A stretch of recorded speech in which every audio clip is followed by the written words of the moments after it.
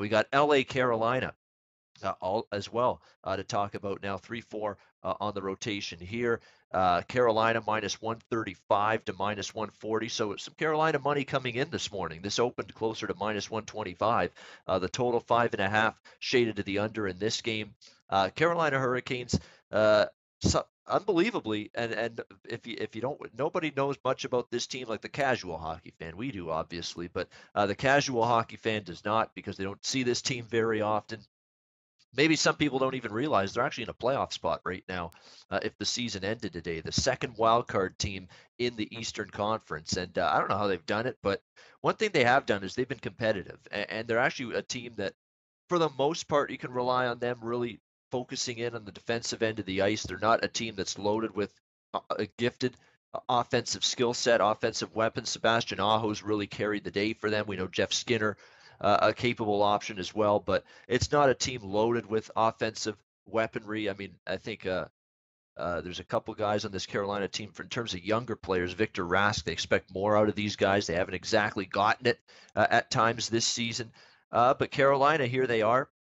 You know, they've survived some ups, some downs. They've had it all. They've had a bunch of losing streaks. They put some wins together. Look at their last 10 games. They lose 2 in a row. They win 3 in a row. They lose 3 in a row. Now they're on the good side of that streak. 2 wins in a row against Colorado and Vancouver, both at home. A combined margin of 7-2 in those victories, and they outshoot the teams combined in those 2 games, 68-52. So I like where Carolina's game is right now. I don't necessarily love this LA Kings team away from Staples Center. 12 and 16 on the season on the road tells you all you need to know that the LA Kings not exactly my favorite team to back here on the road. They're off a 4-3 loss at Tampa Bay in their last game. Prior to that, they had won 3 in a row, including a win at Florida. Road record, though, remains a little bit spotty for the season for this LA Kings team. So personally, for me, I'd lean a little bit here to the Carolina side, but I don't like it as much now. This price keeps climbing up. Carolina's not routinely a minus 140 or more with type team for me.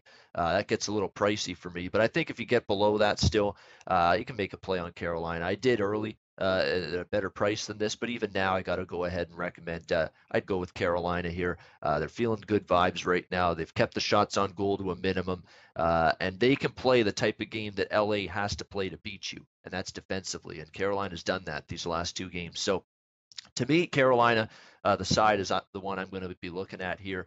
Total wise, 5.5 certainly would look under the total, but again, minus 135, pretty hefty juice attached to that one if you're going to get involved with the total between the Kings and the Hurricanes. But I'd still play this one under if I were to bet the total. Dana Lane has Kings and Canes down at Kakalaki as one of his games on the card tonight. Dana, what are you looking at in this game here? Well, you're right about a couple things, Ian. Well, I mean, you're right about everything you just said, but more importantly, Oh, thank you. offensively, I don't think people, I don't think they get how good Carolina is offensively. I mean, there was up until probably a week ago. I mean, they were top two, top three in shots per game. They've settled into the fifth spot, but that's saying something when you put more shots on net than 26 other teams in the NHL. And even though, we saw the other night in the Vegas game where Vegas completely tilted the ice on Carolina, but not a lot of those shots were quality. I think Carolina gets enough of quality opportunities, and especially in this game, which is a revenge spot. If you remember, where they 10 days ago went to Los Angeles and dropped a 3-2 overtime decision. That was a game where I thought Carolina was certainly getting stronger. I thought by the end of the game, despite the final score, they were the stronger of the two teams. They certainly were in the second half of that game, and we saw Carolina hold LA to 21 total shots. Matter of fact, they outshot them 34-21, and in every single one of those periods, not only did they outshoot the LA Kings, but they held the Kings to seven shots in the first period, 7 in the second, and just 5 in the third. So, and that was also a game that Scott Darling started for him as well. I expect Cam Ward to be in net today, which is a little bit better option. So I think he's going to give them a better chance to win. And like you mentioned, both of these teams are hanging on to their playoff lives. Carolina's 1 point in, LA is 1 point out. And when you get two teams that are in desperation mode, I think I'll always go with the home team, especially against a team that is from two time zones over.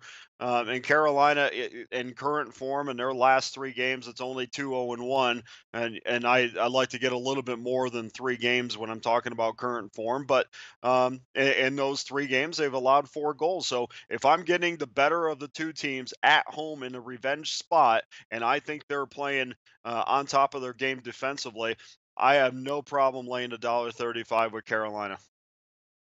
All right, so consensus side there, Carolina minus 135. Hey guys, thanks for tuning in to our channel. Now we've put a lot of work into producing all these free videos, so please help us out and keep all our content free for you forever by simply liking, sharing, commenting, and subscribing. Now, not to mention, a visit to our industry-leading website will warm the hearts of all our SBR employees, especially myself. Now, the links are over there to the left, so do check those out. Thanks for watching.